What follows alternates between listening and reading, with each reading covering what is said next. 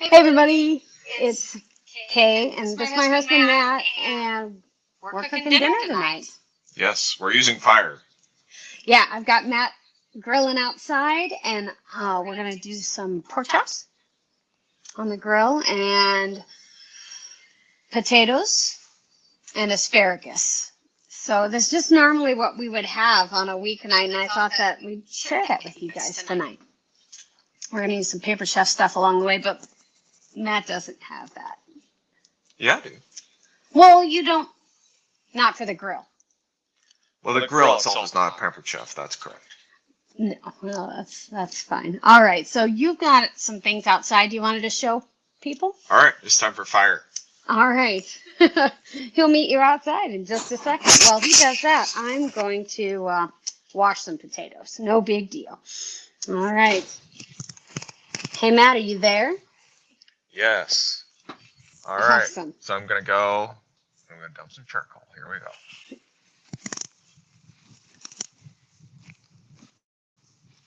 Got some coals going here. I'm going to now carefully migrate over to the kettle. Dump them in.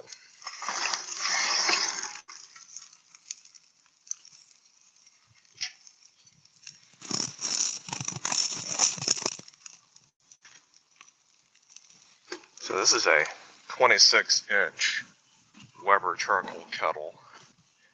The ones you typically see at your big box stores and grill stores and whatnot are the 22-inch variety. 22 is a great kettle. We're using the 26 tonight, and we're making big fire here. And I've gone really heavy on the charcoal because it's 15 degrees. And we're going to get this arranged for 2-zone cooking. And I've got the coals on essentially just half of the grill. Got our vents wide open. And the cooking procedure that we're going to do after we get the pork chops prepared is going to be direct first, and then we're going to finish them up indirect. Hey, Matt. Yes. So you said 2-zone cooking. One is direct over those coals, and then the other one is indirect. Can you kind of move your camera a little bit? All we see is coals now. It just looks like a big pile of coals. All right, Oh, yeah. We'll get this fixed up. So what you can see is in the back of the kettle, that's where all the charcoal is, and that's where we're going to start our pork chops. The front of the kettle, there's no charcoal, and that's where we're going to finish them. So at this point, I've got that. My bottom vents are open. I got the coal laid out. I got the grill grate on, and so we're going to put the lid on here and let this preheat. All right, gotta mind my camera here. And so while I'm out here, I thought I would show you a few other fun things. So this is the grill kit. We've got the brush, spatula, the tongs, and the wood cleaning paddle. And tonight I'm going to be using the spatula and the wood cleaning paddle. That's going to be to clean off the grate. I used to use a wire brush, but at this point, I would recommend that you never use a wire brush on your grate because you will potentially run the risk of getting little pieces of metal in your food. So never use a wire brush on your cooking surfaces. And I've never used this particular wooden scraper, but I've got another one. So we're going to break this one in tonight. It's time to break out the new wooden scraper here. I've also got some other important grilling items. Matches, and these are the shredders. Okay, what is the name of this tool again? I forget the official name. They're called the Quick Shred. The Quick Shred. Those are really great for making pulled pork, low and slow cook. And then, of course, you also have to have the mandatory beer for your grilling adventures. Over to you, Kay.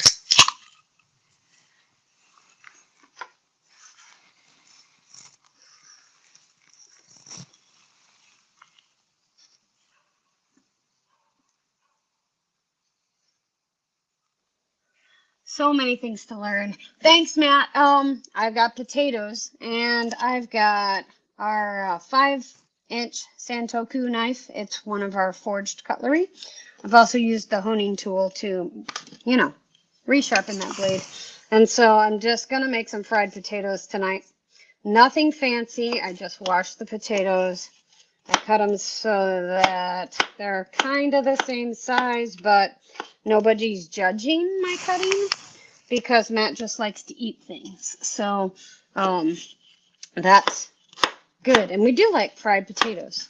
Tonight I am going to be using the 12-inch stainless non-stick skillet for potatoes, and I do not have to add oil to that skillet to cook my potatoes, which is one of the awesome things about it. So, are any of you out there in YouTube land doing any sorts of diets that won't allow you to have fat or won't allow you to have carbs? Here in our house, we are trying to keep to a lower saturated fat diet. Basically because my cholesterol was really, really high a few years ago. And so we're trying to keep that down. All right, potatoes are all chopped. And Matt, you're preheating now? Is that right? Yes, he says yes. He comes in here to warm up, basically. How many layers do you have on? Three layers. I muted myself, so I might be a little distant for them. Oh, okay. Well, that's fine. Lori's here, and that's cool. So Lori is one of my biggest fans, and also my sister. The other thing that we have veggie-wise tonight, oh yeah, I'll show you the stainless steel skillet. So I'm going to be using this skillet. It's not on yet, obviously. But the other thing I'm going to be using tonight is our stone bar pan, and I have it in the oven preheating, and I'm going to use it for my asparagus. So one thing about asparagus, once it gets out of season, is that it gets really woody on the end of the asparagus. So when it gets really thick, like this, really, really thick, then you kind of want to make sure that you get the ends off. And I'm going to show you how I do that right now. So we're back on the cutting board. The ends of the asparagus are about as big as my thumb, if not bigger. So I'm going to use about half of this asparagus for tonight. And it's adorable asparagus. Sorry, that made me laugh. I usually like to just break it. Like, you can feel the tender part. I like to break it. And wherever it breaks, that's where I start it. That's where I leave it at. So that one was broken to begin with, but it's going to be a little shorter. It doesn't matter. Some people use the veggies in like vegetable soup or to make a veggie stock or things like that. So that is something, don't feel like you're wasting. Oh, the end got cut off. I hate it when that happens. So anyway, I'm just cutting up the veggies, and I'm going to add a little olive oil to these before I put them in the oven. And it takes, whoops, wrong way. It takes about 12 to 15 minutes, depending on how big the stalks are. And these are pretty thick stalks. They're not like the little summer ones that we get in June and July. So that's what I'm doing. What is your prep looking like there, Matt? He's working on his camera. That's what happens. So. Well,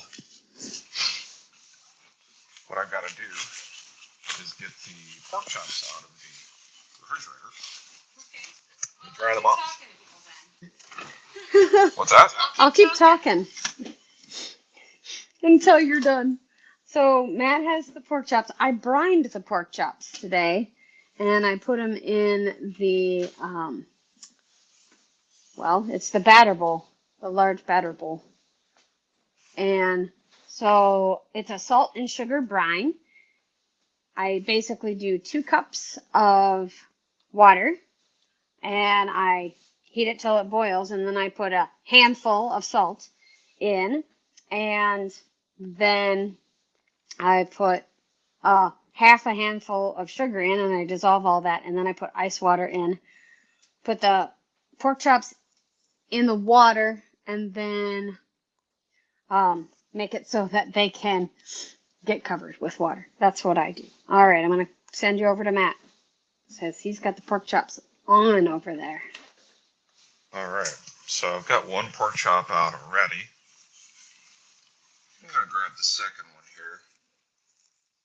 Live cooking demo. And all we really want to do is dry them off. You can cook them with the water on there, but you're going to get a little bit better grill marks if you get it nice and dry. I might hit with some cooking spray or something like that if I get really motivated.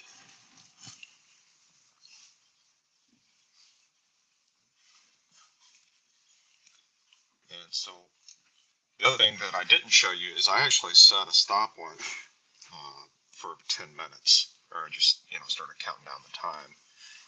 That's usually the amount of time that you need in a charcoal kettle to get it all up to temp, or any grill for that matter. Get it nice and dry. You don't want any residual wood on there if you can help it. The brine really gives you a slightly larger cooking window. With something like a pork chop, it's easy to get overboard, cook it too much, and, dry it out.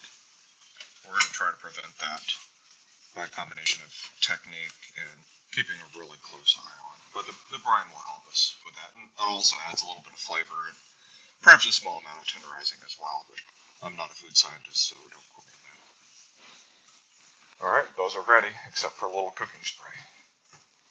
Or canola oil. I think I'm going to go with canola oil.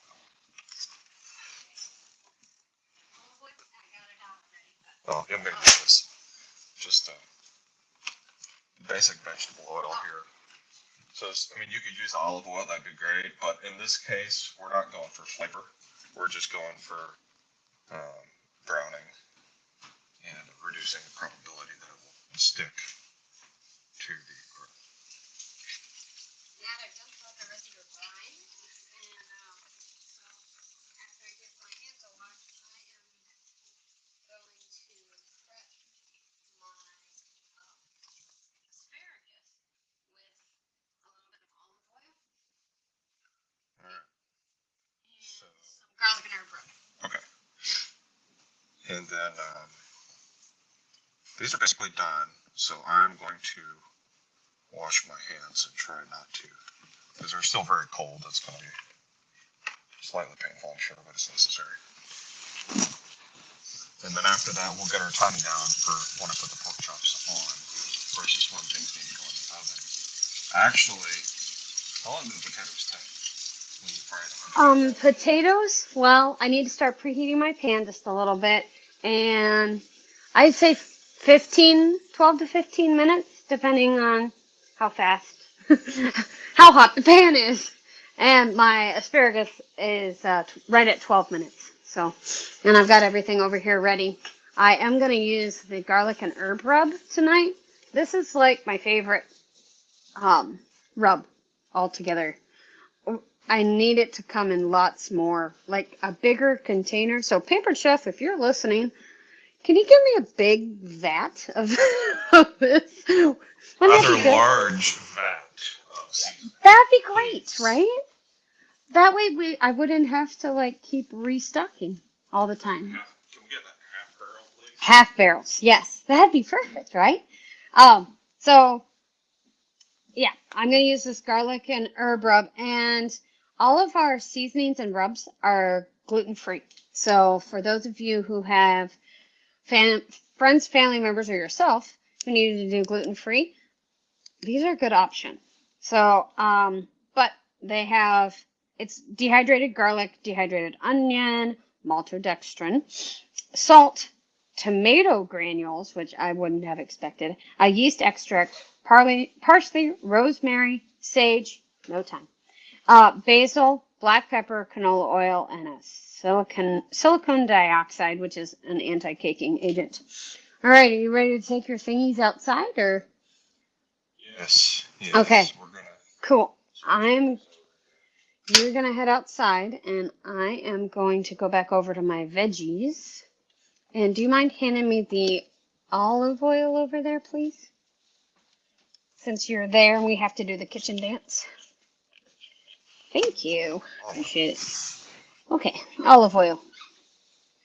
All right, so I am going to just add just a smidge of olive oil, like we're gonna call that about a teaspoon, right? Not too much. And I'm just gonna rub it all over my asparagus so that the seasoning will stick. And you want to get the tops of the asparagus because they are prone to burning in the oven. And we're doing this in a 350 oven for about 12 minutes. And we're not ready to do that because these need to be the last things that go in. So, are you ready for me to do the potatoes in the skillet? Or should we wait? Or should I wait until those go on? If you get slightly ahead of me on the potatoes, that'll be okay. Okay, that's fine. Then I will flip it over to you and I will wash my hands and let you go ahead and take those, whatever you're going to do outside. Ready? All right. Yep. So I'm headed back out here now, and I haven't brought the pork chops out just yet. I need to work on my camera skills here. Amateur camera guy. All right. So I'm gonna grab our scraper here, and I'm wearing gloves because it's cold, but they'll also provide some level of protection from the heat. And I think I made some burgers on here last time or something. I don't know for sure. But when you're using your scraper, all you're really doing is just going back and forth across it, and you're going for getting the big chunkies off. The heat is going to kill any critters, so don't worry about that. You're going for just the pieces is what you want to remove with this process. And if you see something big that's kind of sticking up, you can kind of go on an angle to get in between the grates. Depending on your OCD level, you could spend more or less time here. I normally don't get too excited about it, but this is probably good enough for our needs here. So I'm going to go and acquire the pork chops and then get those going on there. So stand by. Going in the house now. And look at that. There's with the pork chops. You can't see it on the camera yet, but it's coming. Not to worry. Magic of TV. Got the pork chops in my hand. And so now what we're going to do is put these on direct heat. Direct heat. Now, the name of the game is get the lid on. And the other thing that I'm doing is I'm going to set my stopwatch because at this point in time, timing really does matter. So I just reset it. So we're going to let that go 4 minutes, and that is a very hot grill.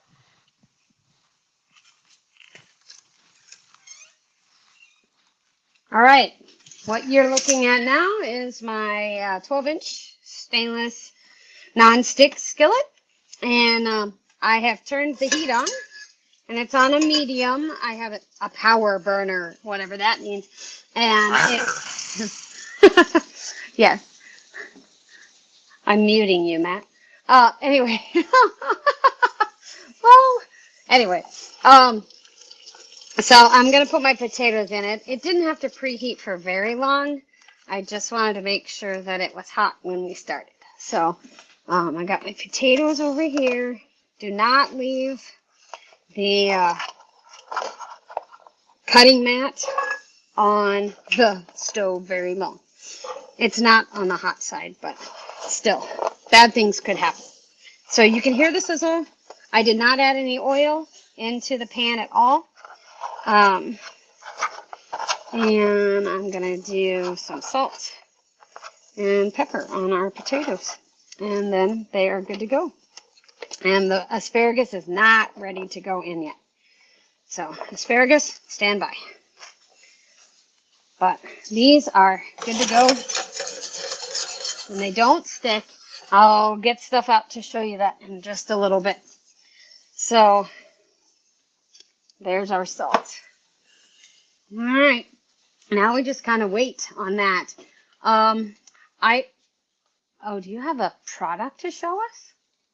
Because I was going to show one, but I'll let you talk about it. Here we go. This is your friend. Instant rate thermometer, and it's probably my go-to thermometer for all grilling and barbecuing needs. Oh.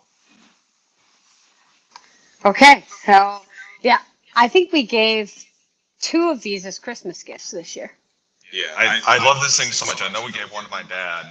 Who else did we give one to? My mom. Your mom, okay. Yeah, so these things are great. They're really accurate. They're actually fairly durable.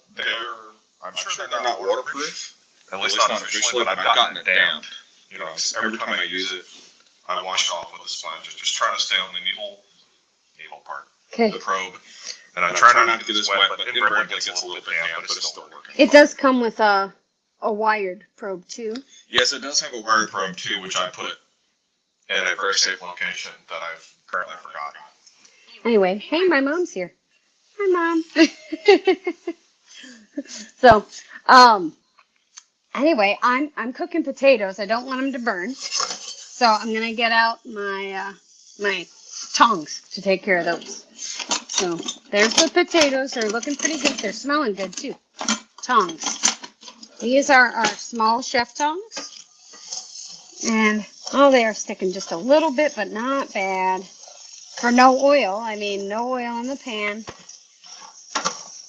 And there we go. So those are just gonna brown for a little while. All right. So the other part is our asparagus, and I wasn't quite finished with those. So olive oil, I always hear, is a good oil, and it's good for your skin too. But I washed my hands after using it earlier. But like I said, I have my garlic and herb rub. I like to apply that liberally, and then set around, and I'm hoping that we're about set. I'm going to pop these in the oven on our stone bar pan and just let them brown. So the stone bar pan is in the oven, and it has preheated to 350, and it's very hot. I like using my Pampered Chef mitts. They're made of silicone on the outside. So let's put our asparagus in. And I'm hearing Matt doing something outside. That's well, I pretty fun. just flipped our pork chops, so you'll have to use your imagination on that, but they have been flipped. Okay. Pork chops But have you'll been see them flipped. again, don't worry. So those go in at 350 until we're done. And yeah. So do you need the camera out there, Matt? Nope, they've already been flipped. I think we're good. We just got a few minutes. We missed it. And then I'll move. Well, that's okay. I'll move them to indirect. You'll see them again. Don't worry. Okay. All right. That sounds good. You know, most of the time cooking's just not very exciting at our house. We just cook. It's just what we do. Usually there's just stuff. It's just things that we just have to eat. So, another one of the things that I use almost every day that Lori, I wish came in a very large container, is the French onion dip. And if you've been following along on Facebook at all, then you will know that I need a vat of the French onion dip. So you're washing your hands. I'm going to move again and go back over to my potatoes. And they're getting a little bit brown. See? We got brown on one side. Still no oil in the pan. I'm trying to be as good as possible. And the pan cleans up just fine without the oil, and they don't stick. It's just really is amazing. That's the way that works. So I do have a couple of comments. Mom says that she used her thermometer on her pork steak and it worked just great. So that's awesome. I'm glad that you're getting use out of that. I hadn't ever thought of thermometers until Matt started grilling so often. And then, yeah, we use them quite a lot. All right, they're all cleaned up. So that's the Pampered Chef spatula. Yeah, I'm a little OCD about keeping things clean when I'm going, food safety. So it was probably fine, but I just went ahead and cleaned it off a little bit. That's all right. And it's got the nice wood handles. I like that. See, it's like our knives. It's got the nice wood handles like our knives do. And forged all the way through. It's really pretty. I like them. Oof. Yeah, so they match. They do match. Handles. So, very cool. Oof, sorry. So, I know some people are going to think that we're kind of crazy grilling in 15-degree weather, but Matt just likes to grill. I mean, that's what he does. So, we could use the grill and griddle if you wanted to do indoor cooking. You could also use the indoor-outdoor grill. We have an electric one. Oh, we don't have that one, do we? We don't own that. I think we know what we have to do next. Okay, that's fine. We do have our kit enhancement. So as consultants, if you're active, then you can get, in April, you can get a big discount, a 40% discount on everything in the catalog. So that would be a lot of boxes. Everything. It would be a lot of boxes. But if that's something that you think that we want, then we'll work on that, because I don't think they're going to offer it for something to earn anytime soon. Okay. Well, it's food for thought. I mean, it's difficult to have too many grills. That's true at our house. No. Anyway, well, I appreciate you all joining me tonight for this. It's been fun. I got to check on my potatoes. Is it time to flip and go back to you? Well, I'm going to actually move them to indirect. Okay. I think I moved them to You did. You took it outside. I'm going to move it to indirect, and I'm just going to temp probe them and see where they are. Okay. All right. So we're going to open up our kettle here.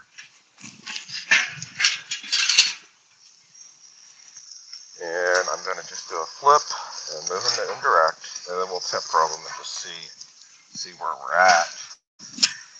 And I can never remember, what the right done temperature is, but it says right here on the device that pork is medium at 145.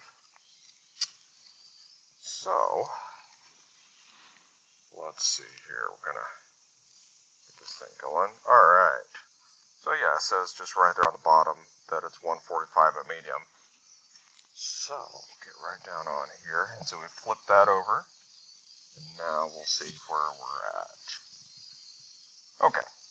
So we're 129, 130. Scooch it in a little bit more, 132. Okay, so that's reading 132. And so probably this is going to need, another 5 minutes or so indirect. 135. Yeah, it's not going to need too much more time. But I'm just going to kind of see. Also doubles as a spatula. No, just kidding. Don't use it that way. All right. So it's going to need maybe another 5 more minutes, and then it might be dinner time.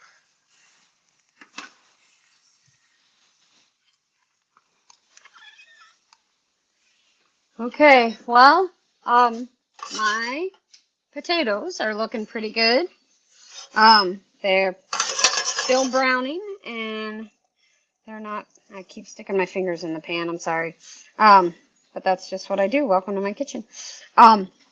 So those are browning up nicely, as well as the asparagus are turning nice and green there, and I'm not even going to turn them. I'm just going to let them sit and just roast. So, other things that are my favorite. Matt, what was the one thing that I told you in the beginning that I wasn't going to use? I don't remember. I didn't know there was going to be a quiz. Oh, the air fryer. Remember? Oh, the air fryer. Okay. The air fryer is a game changer, folks. Just, it really is. It really is a game changer. It's not the cleanest right now because I just used it to make shrimp, but it's huge.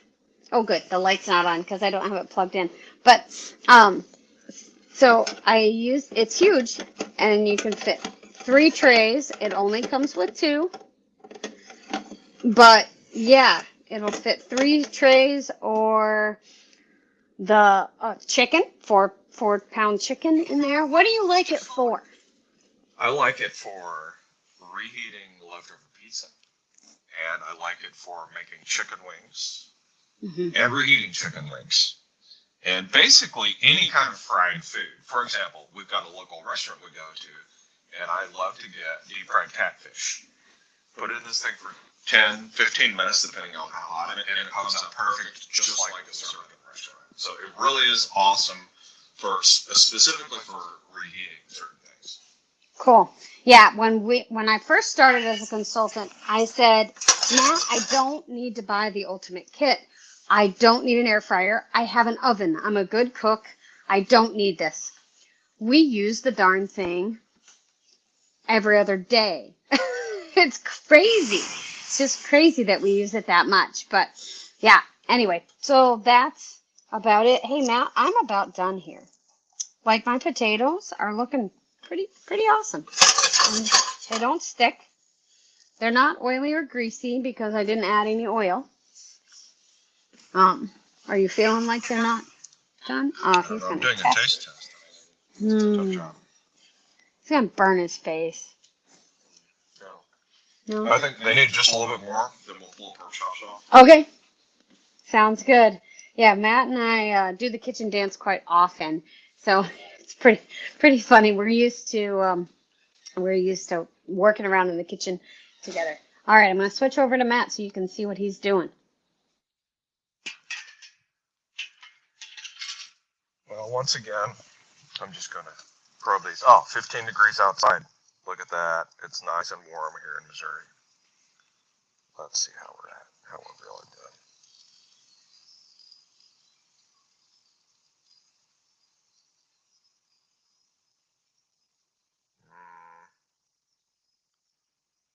We're getting close. I really want it to be a little bit past the medium.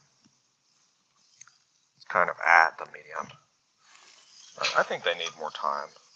So I think we can let those potatoes just kind of slow roll. We'll let these slow roll. We'll give it 3-4 more minutes. I think we'll be good to go. Okay, well, since he sent it back to me or something in the kitchen, I have his favorite thing. This is another one of our non-stick skillets. It's not stainless steel, but it's non-stick. And the handles come off. Matt swears by this. He's like, you can't get things to stick to it. I tried in several parties. I've tried, gone live, and I've burned American cheese for like 5 minutes, and it didn't do anything. Like, it wouldn't stick. I could take just my tongs and run it across, and it would just slide right out of the pan. So this is one of our favorite too. Sue Bryant, my mom, says I fry my potatoes in my air fryer. It takes a little oil in about 10 minutes. Yeah, I could do my potatoes in our air fryer. They also have a tumbler basket that works really well for that too. So, did you want to say anything about your favorite skillet? Yes, I'd be happy to. This is perfect for eggs and turkey sausage. So, at breakfast, you can do nothing in the pan, or you can do butter or oil, whatever you want. But it is the first non-stick skillet that we've had that actually is non-stick. And so far, it's stayed that way. We've had it for several months. We liked this enough that we gave one to Lori for Christmas, and she says that she used it the other night, and it worked really, really well. So that was a good thing, and I'm glad that it worked well, Lori. That's fantastic. I think we've had that almost a year. Yeah, And, well, I earned it as part of my new consultant when I fast tracked. right. And I've probably used it at least 50% of the breakfast we've had over the course of the year. So I use it roughly 50% of the year, so half a year. What is that? 175 yeah, days. 60 days. So Yeah. it's a good product. I like it. Cool. Good. That's fun. The other thing that I love, and okay, so the channel's called Pampered Chef Recipes, and if you haven't subscribed yet, we would love to have you do that. But I fell in love with the recipes when I was actually at Lori's party a year and a couple months ago, and so I fell in love with the recipes. I was like, oh my gosh, I need these recipes. So I got started delving deeper and found the pantry items. I do love the pantry items that we have, and we've come up with some new bread mixes. And Matt, caramel latte bread. Caramel latte bread. Do you remember that one? Yes, I do. It is very good. It's moist. It's sweet. Yeah. And apparently it was pretty easy. It was super. I mean, it was really easy for me. I just put it on my plate. Right. Well, I made it in the bread pan, in the stone bread pan, but I think that next time I'm going to make it in the brownie pan, in the square brownie the small pan. servings. Yeah. And the other one that you did that was similar, different kind of bread. What was that kind? The apple spice beer bread. Apple spice beer bread. And yeah, you used an apple cider in that one. I did. I used a cider instead of beer. That was also very good. But I made the pineapple upside down muffins. Oh yeah, those were nice. Those? And they were actually surprisingly not super sweet. You know, pineapple upside down cake. Got all of the pineapple, the butter, and the brown sugar in the mix. This mix was not as sweet. So if you find that some like a pineapple upside down cake, if you find it would be too sweet, the mix was it was turned down. It was a lot. More like muffins. Yeah, it was more like a muffin. It was more And subtle. I made those in our large muffin tin, and one whole cake would go in all 6 of these. I mean, they're big, so it's yeah, and it's perfect for a pineapple ring. You're headed out for the grill? Yep, I think we're gonna probe one last time here, and that is probably going to be what we are looking for here. So take this lid off, get it going there, sail, and come over here now. So, oh, look, heat wave. It's 16 degrees now. It was 15 before. That what are we probing now? So we're reading. Okay. That's 145 on the nose. Oh, 146. 148. Okay, and so I'm doing this 149. So there on the thermometer, you see the text at the bottom, probably a little hard to read, but it's showing me that well done is 160, and we're at 150, and medium is 145. So this is probably what we want. We might get a smidge of carryover, but it's not a big hunk of meat, so there's not going to be a lot. Oh yeah, okay, it's done. That one's almost well done. Okay, I'm going to bring these in. All right. My stuff's ready too. So I decided to put the lid on the nonstick skillet, and I took my asparagus out, and you can see how they got a little brown on the bottom that were on the pan, and the pan could go in the dishwasher. It's one of those new stone bar pans that can go in the dishwasher. And then I put my lid on the skillet, and there's my potatoes. So Matt's coming in with dinner now. We have made our whole entire dinner in 40 minutes. So it's time to eat. Thank you for joining us. If you haven't subscribed, we would love to have you do that. Most of our videos, in fact, all of them until today, have been edited and will be edited videos with Pampered Chef Recipes. Maybe Matt will come in and say goodbye or pop on and say goodbye. Here he is.